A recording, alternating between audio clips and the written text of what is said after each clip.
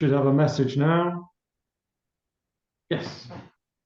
So, Phil, the floor is yours. Over to you, and welcome. Thank you very much, Danny, and good evening, my fellow Toastmasters. It's really nice to be here, and thank you for inviting me along to share some best practice from Belfast Toastmasters, which I do hope will enable you to grow your own clubs.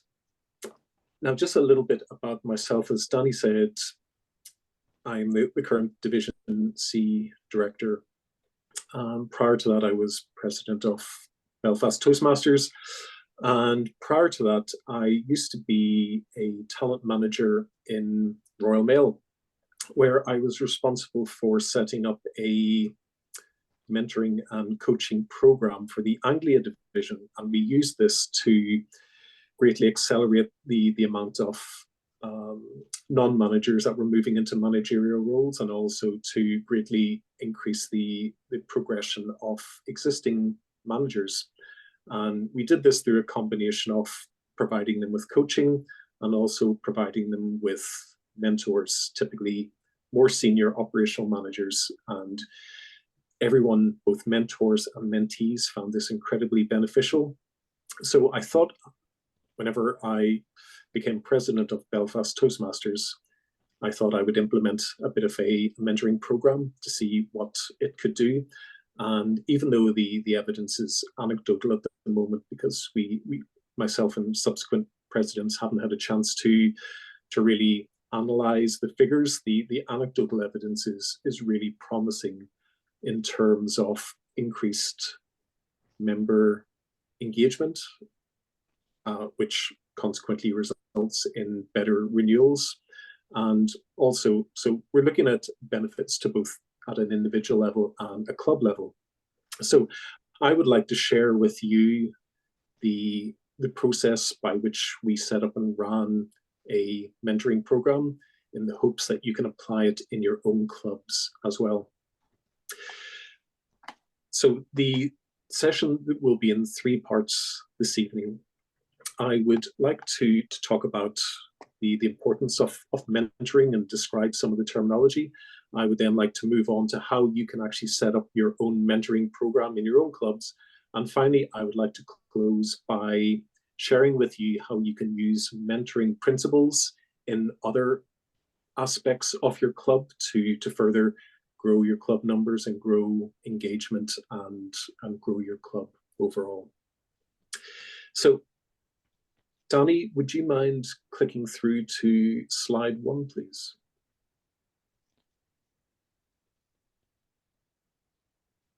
This is where it could all fall apart, you know that, don't you, Phil?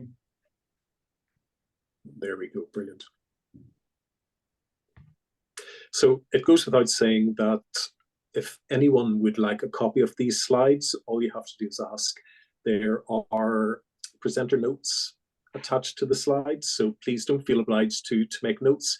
If you would like a copy, please email me later on, and I'll gladly email it out to you. So my email is at the start and the end slides, and I'll also drop it into the chat box as well.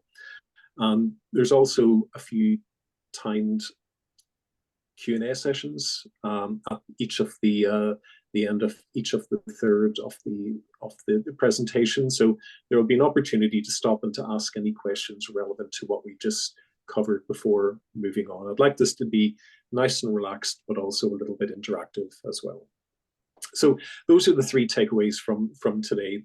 Why is mentoring important? How to set up and run a mentoring program, and how to apply the mentoring principles for club growth. Could we move on to the next slide, please, Danny?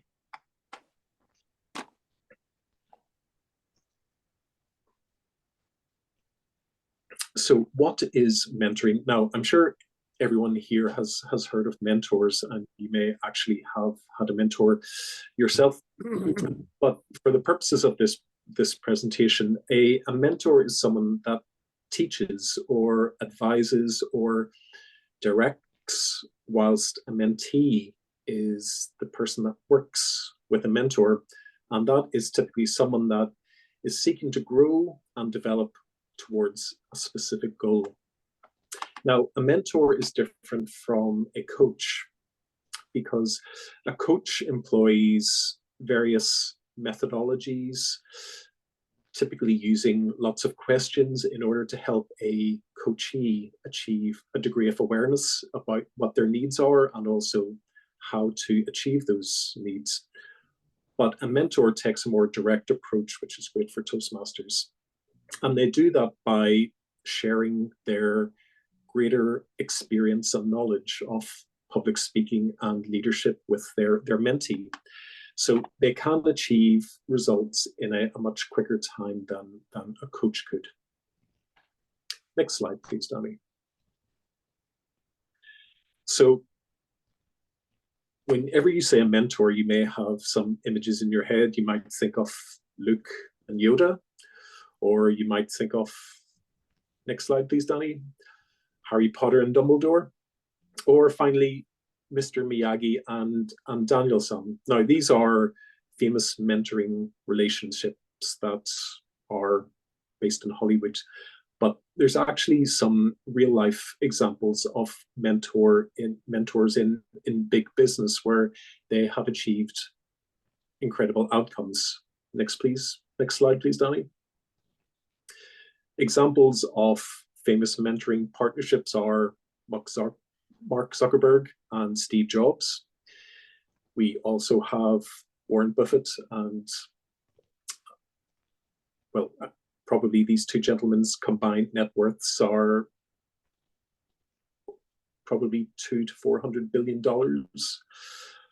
And finally, you have Richard Branson and Sir Eddie Laker, who helped Richard Branson form Virgin Atlantic.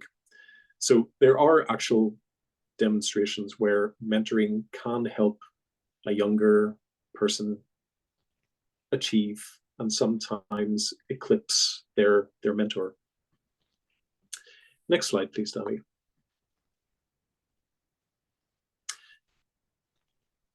So taking mentoring out of Hollywood and out of big business, how does it apply to Toastmasters? I feel that mentoring supplements the Toastmasters' goal of providing a supportive and positive learning experience in which members are empowered to develop their communication and their leadership skills. And the result of this is greater self-confidence and personal growth, not only in the mentee, but also in the mentor. And this is because a mentoring relationship is a contractual one, where a mentor is assigned a mentee who enters into a contract or an agreement to work towards a specific goal for a set amount of time. And the relationship concludes whenever a goal has been achieved or it's mutually agreed to end the contracting relationship. Mentoring allows for the mentee to accelerate their own development of their public speaking or their leadership skills, whilst the mentor can grow their own leadership skills. The very fact that you have to help develop someone else can stretch leadership skills that they may never have had an opportunity to flex before. Next slide, please, Danny.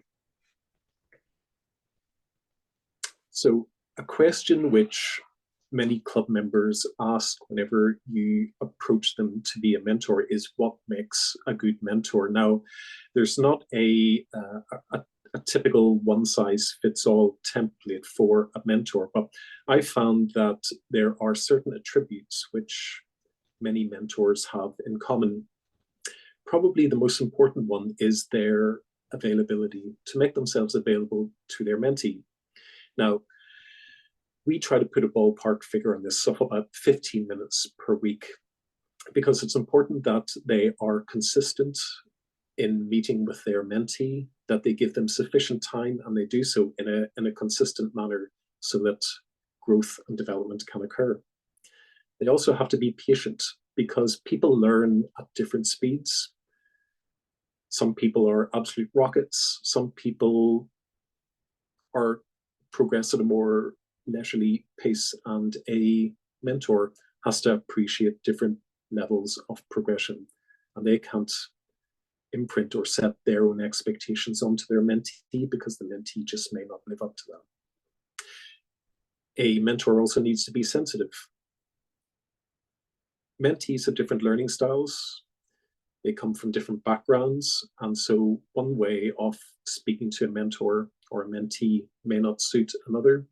So you have to assume tact and diplomacy whenever you are working with your mentee, at the very least until you get to know them a little bit better and you know whether they like to be pushed or whether they like to be led more gently.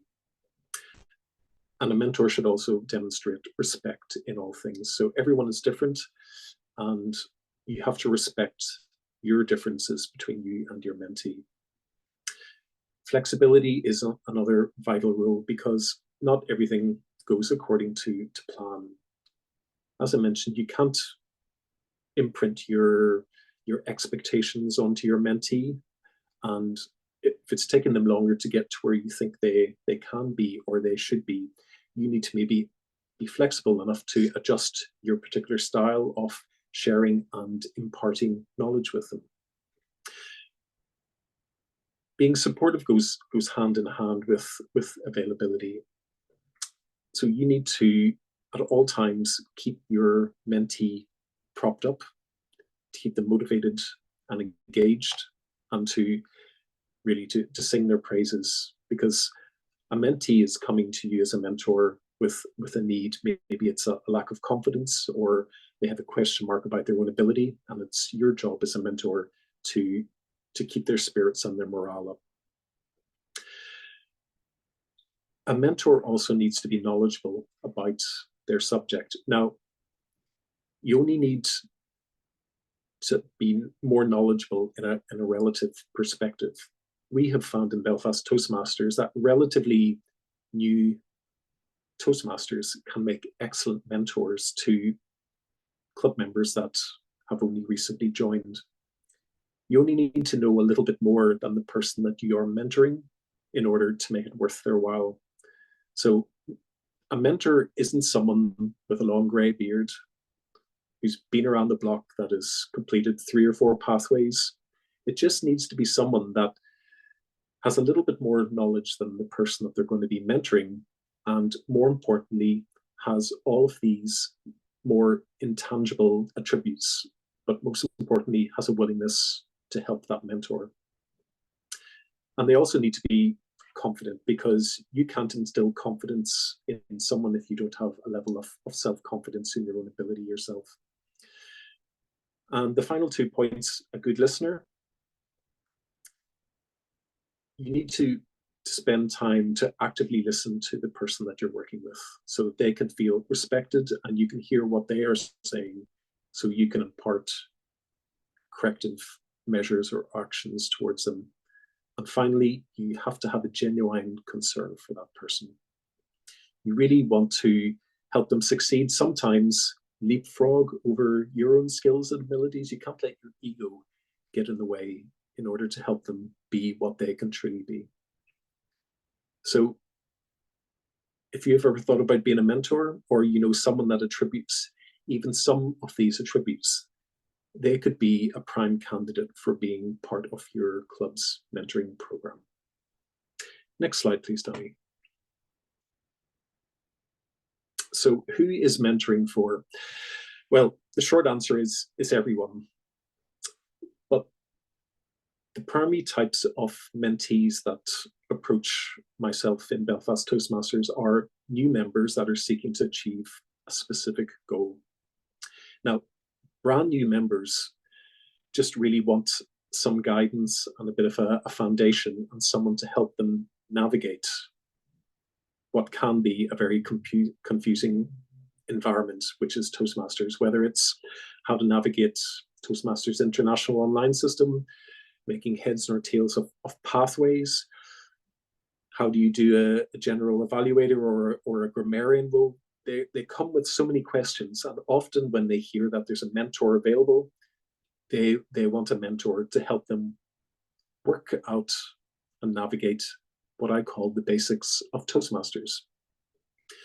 Sometimes with a bit of rubber under their wheels, they will approach you looking a mentor to work towards a specific goal in mind, whether it's working towards succeeding in a contest, or it's working on a particular pathway, such as being more humorous.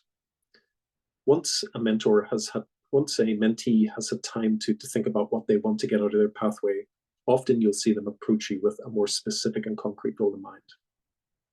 Or you can often have more experienced members that maybe they're working towards their DTM and they want a bit of advice and support from maybe an existing DTM, or maybe they want to take part in a contest for the first time, or they want to do better this time around.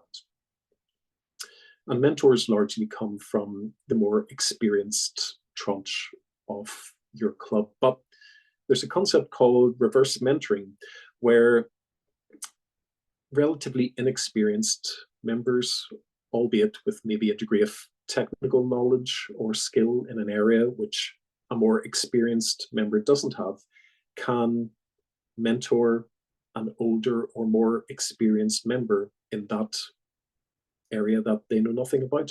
And this is a really interesting dynamic and has really great results if you can pull it off. Next slide, please, Danny.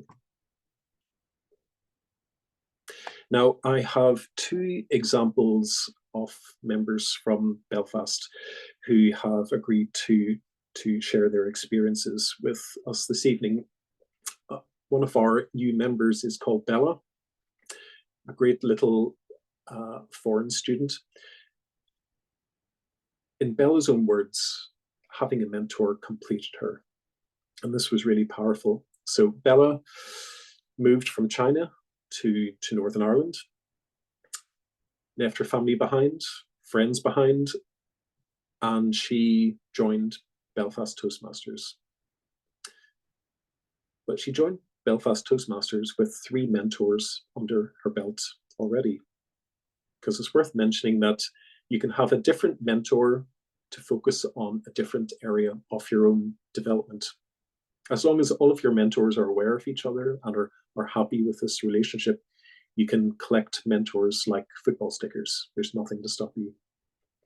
Bella's first mentor helped her become familiar with the format of Toastmasters meetings whilst she still lived in China. This involved functionary roles, how to pick and navigate a pathway, and how to navigate the Toastmasters International website, whilst also encouraging her to put herself forward for club officer roles, which she did. And she got experience of being Sergeant at Arms, Secretary, VPPR, and VPE. Bella's second mentor supported her in developing to the point where she was able to have the confidence and the technical skills to become club president. And Bella's third mentor was our very own Ted Cochran. She bumped into him, reached out, politely asked, and Ted, being Ted, said, of course he would. So Ted has supported Bella in less Toastmaster terms and more holistic life skills. He has, in her own words, given her the confidence to challenge, to put herself forward, which allowed Bella to graduate with a first-class degree, which she doesn't believe she could have done if she hadn't have had the combination of all 3 mentors' gifts, including Ted's gentle persuasion to be a more authoritative and challenging academic. Next slide, please, Danny.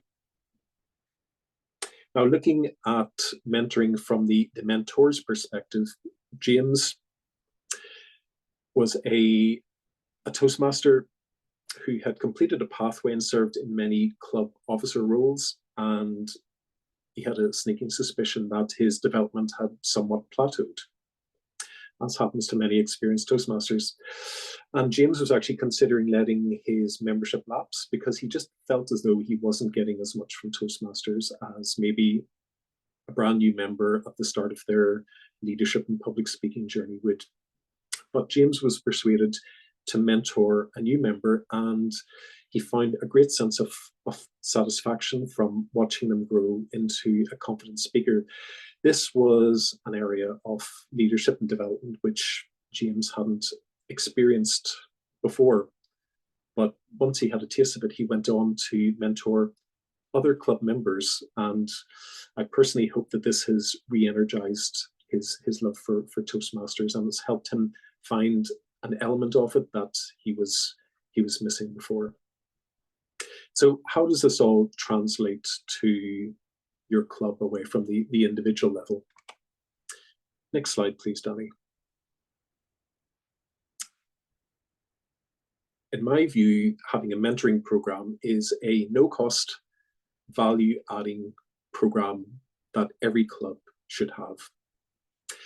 I can only speak from Belfast Toastmasters' point of view, but certainly we have used it to help our club members achieve greater success at contests. I'm going to give you an example of that later on. We've used it to, again, something I'll speak of later, to use the mentoring principles in order to develop extracurricular activities within our club. In our example, it was creating a team to run the Belfast half marathon. And we went on to raise several £1,000s for charity. And the total perception of this should be that for the individual club member, that they are getting much more from their club membership than merely the ability to turn up to a club meeting twice a month and to develop their public speaking and their leadership skills. Whenever it comes time for membership renewals, I encourage my treasurer and my president, my VPR, to list all of the value-adding activities that Belfast Toastmaster provides its members above and beyond the ability to practice their public speaking and their leadership skills. And I get them to list out examples of running marathons or learning to run marathons or taking part in contests and developing year in, year out. The more of these value-adding activities that you can add, which doesn't have to cost your club anything, the more value your members will feel they're getting from their membership, and the more likely they are to renew, especially in light of recent fees increasing.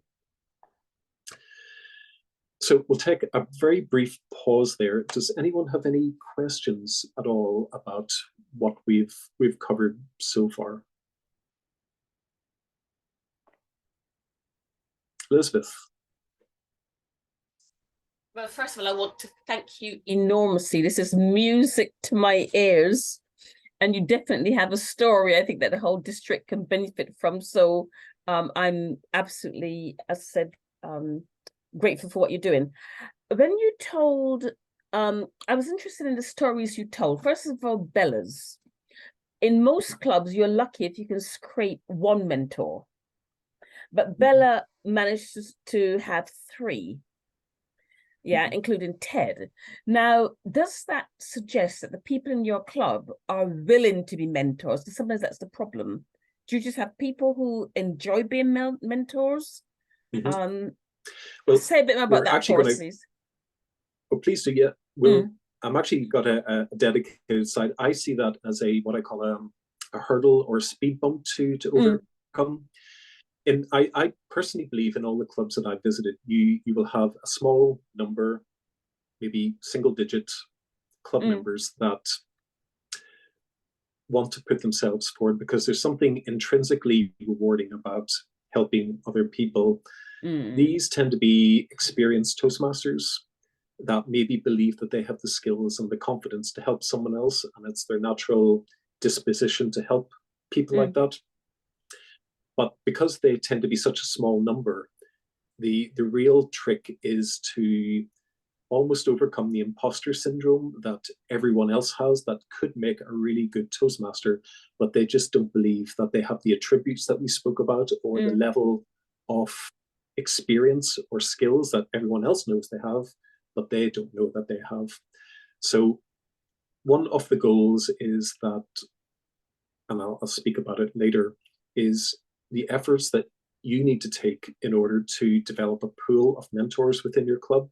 And I'll speak about the various ways in which we have gone about this in order to, now we're lucky at the minute in Belfast, we have about 6 mentors.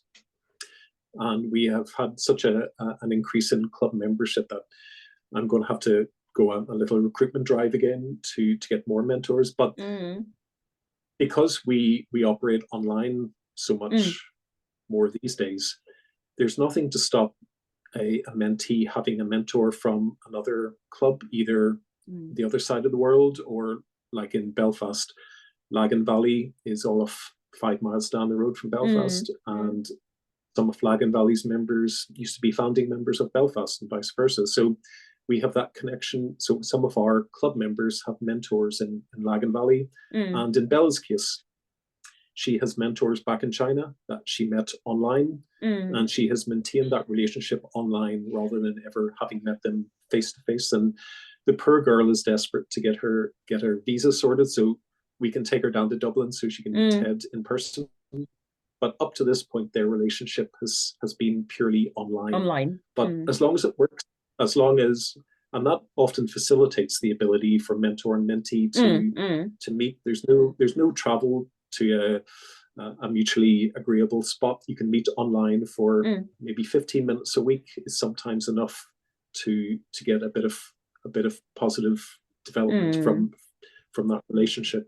But I'll be more than happy to talk about some of the strategies that we have used in order to grow the numbers of mentors in our club and overcome those imposter syndrome kind of restraints that are keeping people from putting themselves forward. Thank you. James.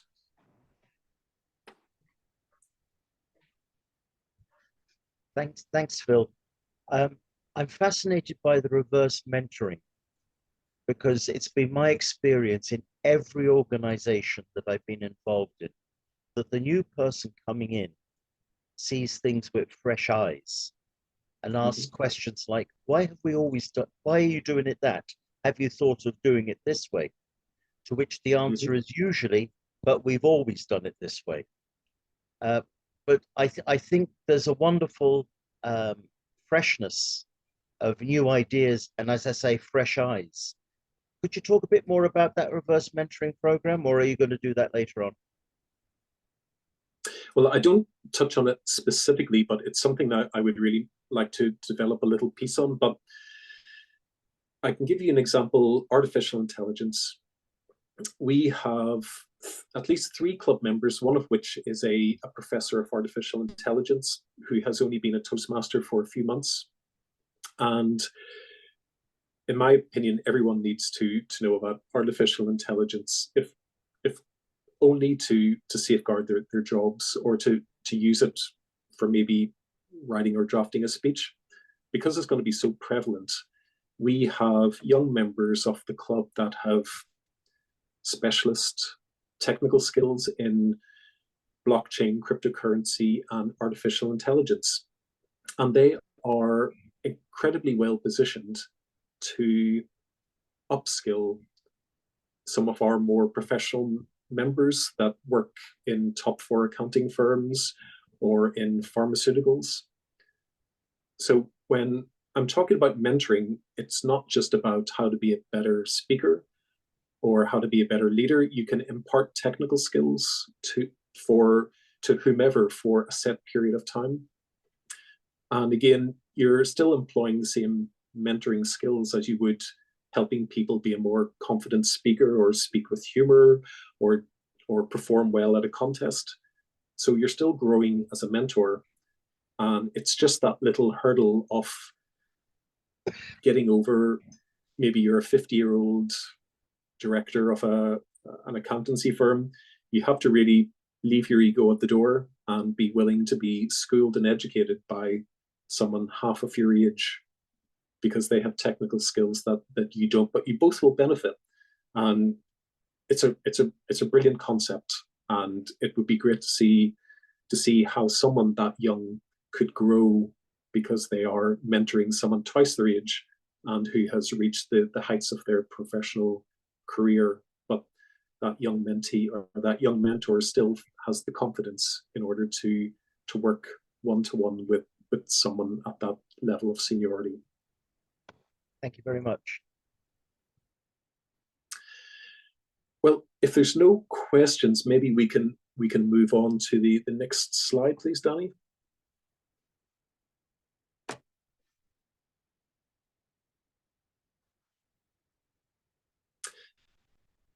So this is the real meat and bones of mentoring. It's how to establish your own mentoring program. Now, the good news is that you don't need many resources. All you need is someone responsible for a mentoring program, a framework, and the ability to continually promote your mentoring program within your club. Next slide, please, Danny. So the person that's going to be responsible for your mentoring program, I call them the mentoring coordinator. Now, I'm currently the mentoring coordinator and have been for the last year or two with Belfast Toastmasters. And their job is to recruit for new mentors, to promote the program to potential mentees, to connect both of the parties, to brief them on their roles and resolve any potential issues that crop up. Now, the mentoring coordinator, it can be a standalone role, like mine is. I don't sit on my executive committee. I pop in when invited, but I'm not a member of the six. Or the mentoring coordinator can be part of, for example, the VPE's team. So we always encourage our committee members to have small working functional teams sitting underneath them, because sometimes there's just too much to do well. So a mentoring coordinator could be part of the VPE's team and could report into them with a dotted line, because their roles they're complementary. The work of a mentor will support members progressing along pathways, which is essentially what the VP's role is all around. So the mentoring coordinator is that one person that is very passionate about the role of a mentor and can see the value of it, and is willing to spend 6 months to 1 year coordinating and facilitating your club's program. Now, going to those key responsibilities of the mentoring coordinator, I spoke earlier about finding new mentors, or as I term it, creating a mentoring pool. So a mentoring coordinator would go out to those club members that they think would make particularly good mentors. And again, this could be in your own club, or it could be on an online club or a sister club to your own.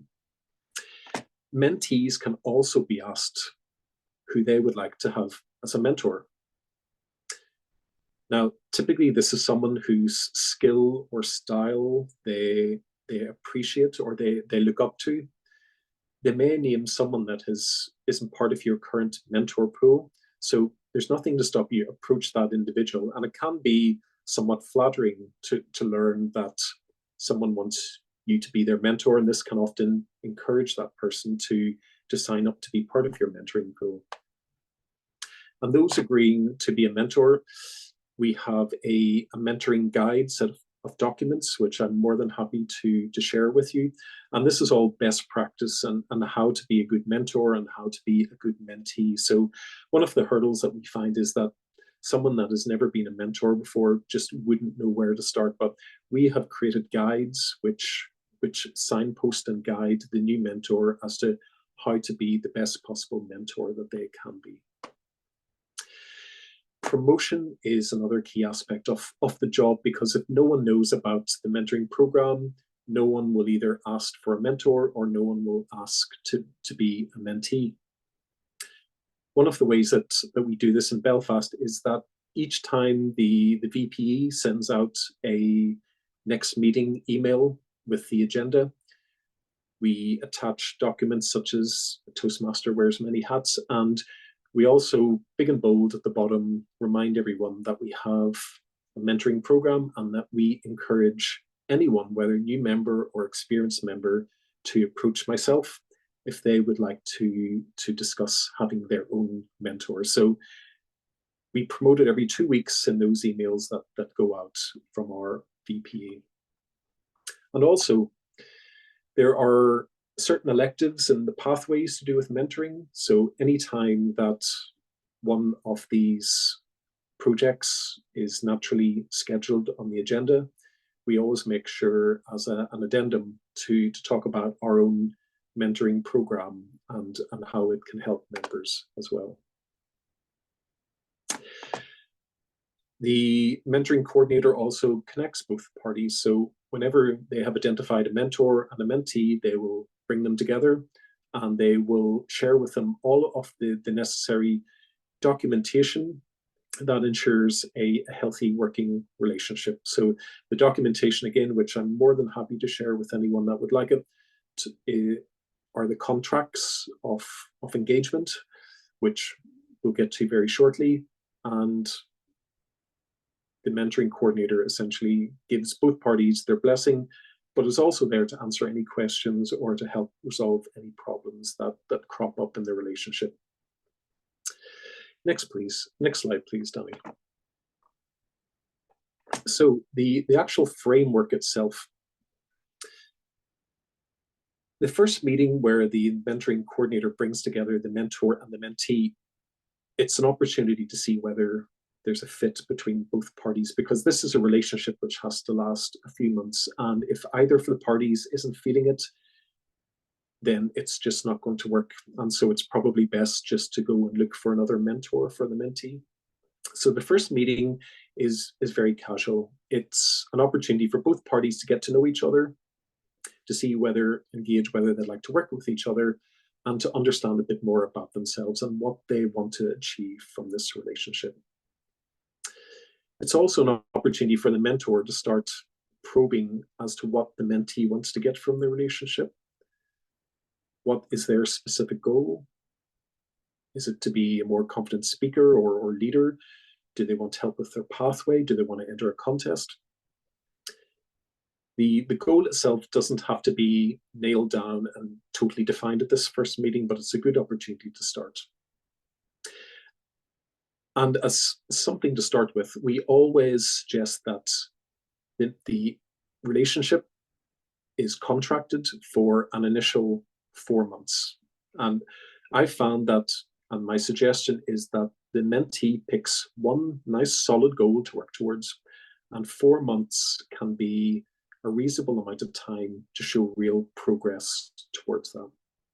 Now, it could be that at the end of the 4 months, it's mutually agreed that maybe a few more weeks or months is necessary to really achieve the goal in its totality, in which case the contract can be renegotiated and additional time can be added. And at the end of the meeting, both parties should have the confidence that they want to progress with the relationship, and they can begin updating their activity tracker to show what has been discussed and agreed at that meeting so that it can be referred to at the next meeting. Next slide, please, Danny. So this is the mentoring contract, which I mentioned. In my opinion, you can't manage what you can't measure. So the mentoring contract is a way to use SMART goals to identify what the mentee wants to get out of the relationship, what success is going to look like. And it's all about agreements as to the duration of the meetings, how often they're going to happen, how long they are going to last for, and through mutual agreement, what are going to be the roles and responsibilities of both parties. This is all best practice, and it keeps everyone right about what expectations are between both parties. And again, I have this templated document if anyone would like a copy of it afterwards. Next slide, please, Danny. I also mentioned the activity tracker. So this is filled out at the end of each meeting. So working off the single SMART goal, which the mentee and the mentor has identified, at the end of each meeting, the mentee should assess how close they feel they are towards that goal, or how far they have moved from their last meeting. So that 4 months down the line, hopefully the mentee can refer back to their activity tracker and prove to themselves that they have been making real concrete progression towards their goal, because they have been self-assessing how confident they are in their progression. And again, the activity tracker can be just copied and pasted so that there is each page relates to a meeting, so that at the end of the 4 months, there is 4 months worth of activity, which can hopefully show progression towards that goal. Next slide, please, Danny. Now, the second meeting is where everyone gets down to business. So you can use that opportunity to really define what the mentee's SMART goal is. And this is the point where the mentor really starts providing advice and support. And again, this is going to be dependent on what the individual's goal is. But typically, it could be observing the mentee delivering a speech and providing feedback to them. I often suggest that if a mentee is delivering a speech, then they are assigned an evaluator other than their mentor, so that they can be provided with 2 sets of evaluations. And then at a scheduled meeting between mentor and mentee, the mentor can provide more focused evaluation for the mentee, which can hopefully supplement what they received during the meeting. And then to close off the meeting, it's just an opportunity to quantify how they are feeling and to self-assess and to see how they are working towards their SMART goal. Next slide, please, Danny. And then subsequent meetings can and will happen, but moving on to what a final meeting may look like. So maybe after 4 months, or at a point where an individual feels that they have achieved what they have set out to achieve, the relationship is brought to a close. And both parties can either decide to go their own ways, or they may decide to continue with the mentoring-mentee relationship, either continue to focus on that one particular goal or picking a new goal. Now, if the goal hasn't been achieved after those 4 months, and it's mutually felt that extending the contracted relationship isn't going to work, then we can actually try to find a new mentor whose new style and approach can help that mentee break through that little plateau where they find themselves. And at this point, they should also inform the mentoring coordinator that the relationship has been concluded, so that the mentor can be released and can go back into the mentoring pool and is now available to mentor someone else. Next slide, please, Danny. So I've briefly mentioned about some of the strategies that we use for promotion. So in addition to mentioning it at our twice weekly emails from the VPE and promoting it anytime anyone delivers the mentoring pathway speech, one of the strategies I used was in agreement with a club member who was delivering that mentoring elective project. He delivered his speech, and then I delivered my mentoring elective project. But the format of that was that we actually enacted a real-time mentoring meeting whereby I mentored him on the speech that he had just given. Now, it was quite rushed. We squeezed it in about 8 minutes, but it was an opportunity to show club members who had maybe never considered being a mentor or even a mentee what typical mentoring meeting look like, and how it doesn't require special powers or great insight or wisdom. It can just be a mentor employing common sense and an element of experience of being a Toastmaster and evaluating others to provide helpful feedback to the mentee. And we did find that by demystifying what it means to be a mentor or to have a mentor, we actually had more expressions of interest in being part of the mentoring pool. So lots of it comes down to education and helping people appreciate what a mentor is and how it's not rocket science, but how it's actually very rewarding. Next slide, please, Danny. So some of the hurdles that I had mentioned earlier. So recruiting sufficient numbers. There is an element of whatever we want to call it. Am I good enough? Imposter syndrome. People don't think that they are mentor material. And that's where you need to demonstrate through educational workshops or through mentoring projects that anyone can be a mentor if they want to. They just want, the only real criteria is that you want to help someone else with all genuine concern. And again, it comes down to education, and it has to be consistent education as well. It just can't happen once in a while. You need to keep mentoring in the back of people's minds as something that they could do. And sometimes you can have too much demand. I have found that I probably get someone, especially new members, inquiring about having a mentor every month, and we just don't have enough mentors to go around. So what we have introduced is the buddy system.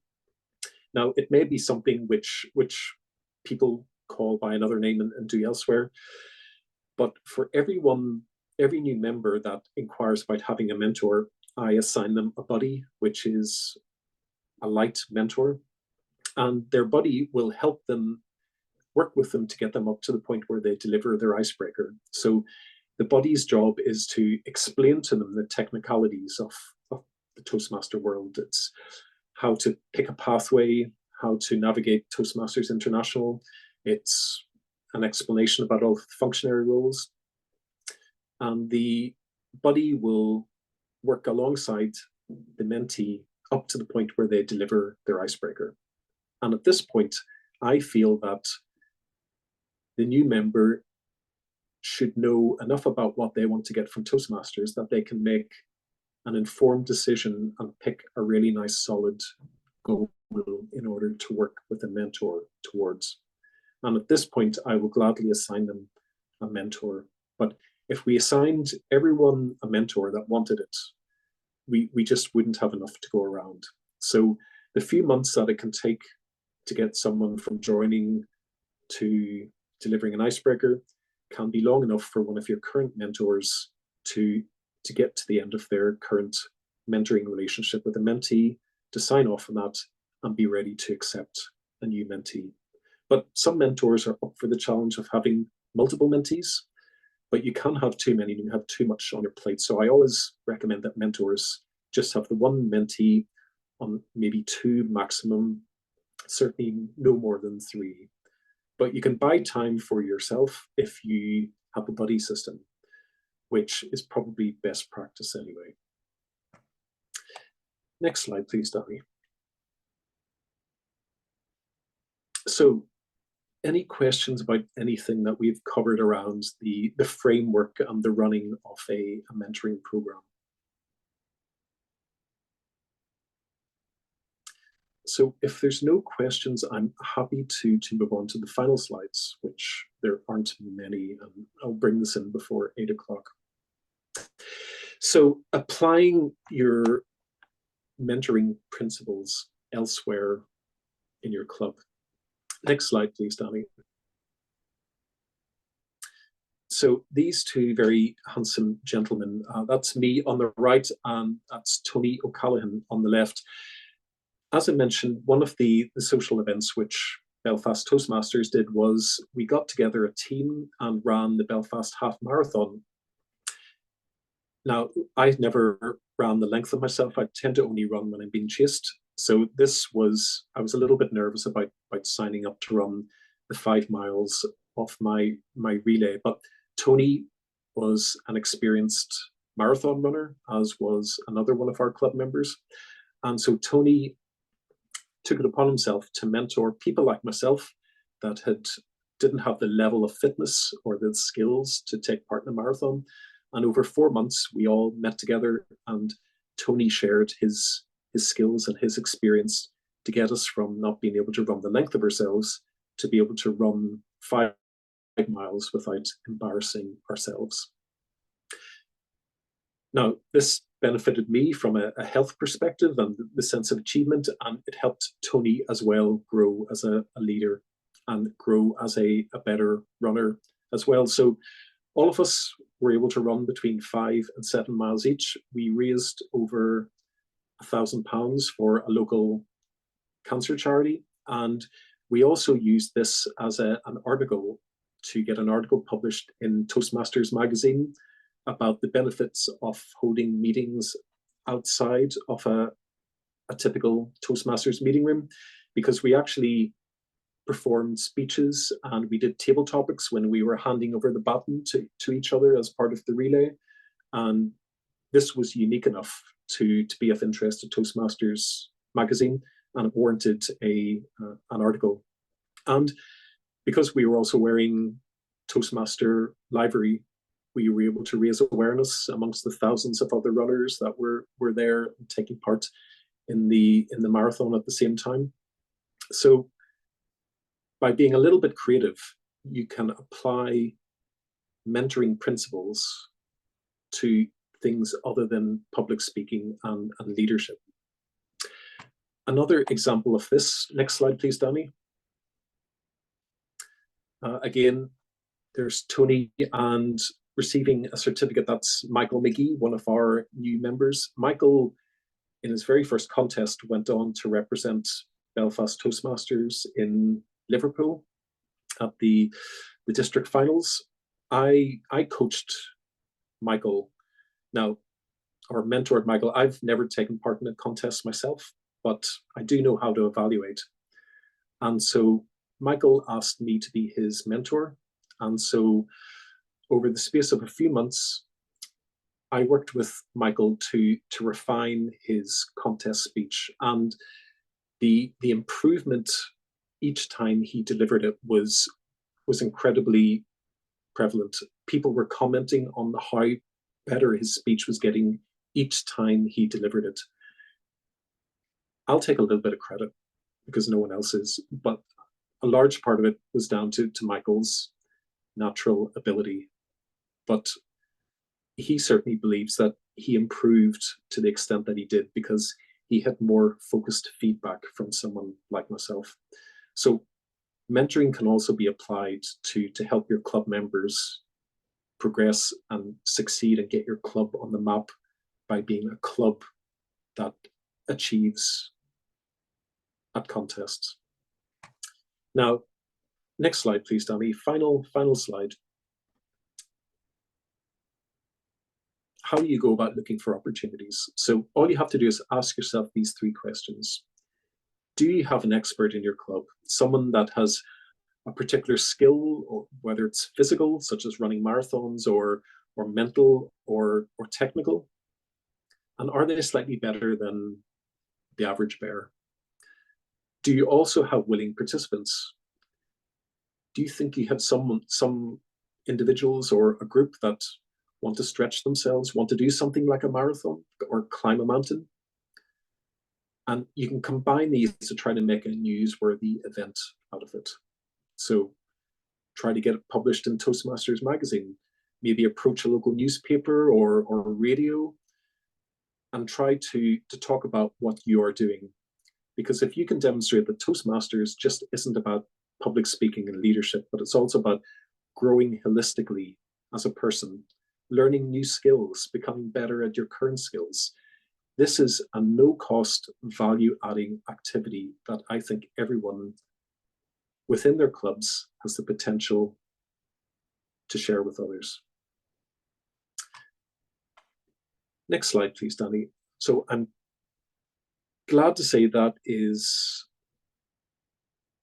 my presentation over. I'd like to thank you ever so much for your time and your patience, and I'm more than welcome to take any final questions that you might have.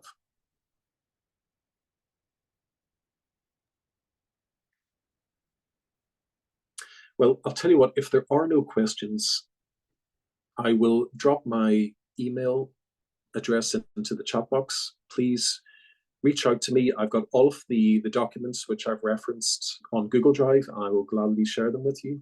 And if you would like to have a follow-up chat about any aspects of either mentoring or coaching within Toastmasters, I will gladly join you online, and we can have a good chat about it. Tony, Well, back to you. thank you very much, Phil, for that very thorough explanation of your mentoring scheme. I think it's quite interesting, some of the things that you're doing. And it would be quite interesting to see how maybe other clubs pick up some of those ideas. I like the buddy idea, and I, like James, also like the reverse mentoring, because I can think in my club in Leicester, quite a few new members we've had have got quite a few skills that I wish I'd got. So they could quite easily mentor me if they got the patience to mentor me. But so I think there was so much in that. We've recorded it, and we will be putting it on the district YouTube website, so that people, if you hear of people who want to know about mentoring anyone, direct them to that, and they'll be able to find it there. But yeah, well, thank you so much for that, Phil. And I'm glad we've been able to be a break in the day for you. A busy day in London. Yeah, maybe as well, we could, if you're happy, we could take some of the paperwork that you've shown us and put it on the website, so that it might be available for other clubs if you're happy to do that. Well, I'll email you everything after the call, Danny, and you can do with it as you'd like. It's when questions come about, the more the merrier. Yeah, we can just point people to the website. Thank you. Thank you so much, Phil, and thank you everybody for coming. And yeah, there's a lot to take in. And I think as you said, Danny, there's lots of ideas that I think the whole district would benefit from. So I'm definitely going to drop you a line, Phil, because the one or two things that I absolutely think, and I'm really seriously excited about. But I have to run to another call on this line. So okay. we have to say bye, and we'll catch up soon. A brilliant presentation. I cannot tell you how excited I am. Some really good stuff there. Yeah, I'm seriously excited. A lot we can share. Yeah. Wonderful. Okay. Thank you, Phil. Yeah, talk to you thank soon. you everybody for attending. Yes, I now have to close the site so Elizabeth can have her next meeting. Bye-bye. Okay, thanks a lot. Yeah. Bye-bye. Bye-bye. Good to see you again. Bye-bye.